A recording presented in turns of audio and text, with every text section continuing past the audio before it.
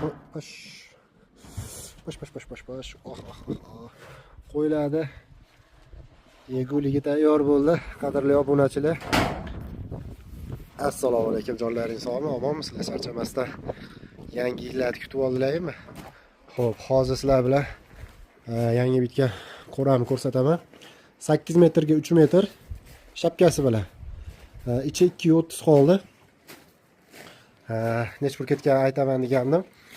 Xo'p, taxta, shipper, tunika shunaqa narsalar 3 millionlik bo'ldi. Bir qism ag'i yubag'i.